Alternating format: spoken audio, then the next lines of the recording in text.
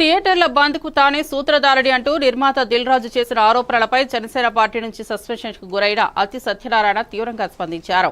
రాజమండ్రిలో ఏర్పాటు చేసిన మీడియా సమావేశంలో ఆయన మాట్లాడుతూ దిల్ రాజు తనపై దురుద్దేశంతోనే ఆరోపణలు చేశారని అన్నారు.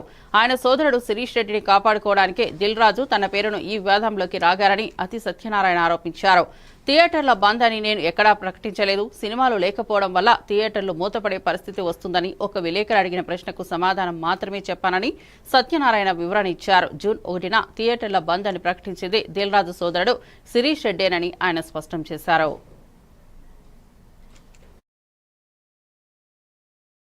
వాళ్ళ తమ్ముని కప్పిపించుకోవడానికి చేశారు. ఈ 3 సెక్టర్లో కూడా మీరు ఆన్ ద రికార్డ్ తీయండి. ఇదే దిల్ రాజు సోదరుడు శిరీష్ రెడ్డి ప్రకటించాడా లేదా? ఏమని ప్రకటించాడు? చాలా మంది డిస్ట్రిబ్యూటర్లు కొద్దిగా వ్యతిరేకిస్తే అందరూ ఆశ్చర్యపోయారు కూడా. ఎవరు ఏమనుకున్నా సరే నా మాట ఏసియన్ సునీల్ అంటే సురేష్ బాబు మా మాట ఒకటే.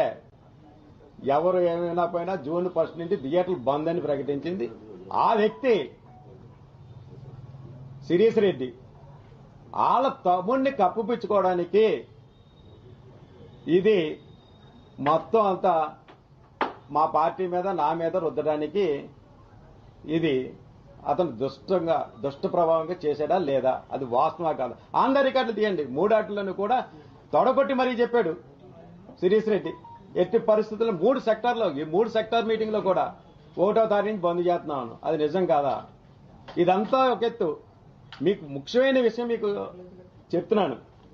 అసలు ఏప్రిల్ 19 ఇక్కడ పుట్టింది అని ఏమీ తెలియలేనట్టు నంగనాచిలాగా మీరు ఆ మీడియాలో కూడా చూశారు కదా. ఏమీ తెలియని అమాయకుడు కమలాసన్ మించిపోయాడు ఆస్కార్ అవార్డు ఇవ్వచ్చు దిల్ రాజు గారికి. అందులో చూడండి ఆయన యాక్చువల్గా మీకు ఇదంతా జరిగింది గతంలో తెలంగాణ ఫిల్మ్ ఛాంబర్. దీని సారాంశం ఏంటంటే 21 మే 2024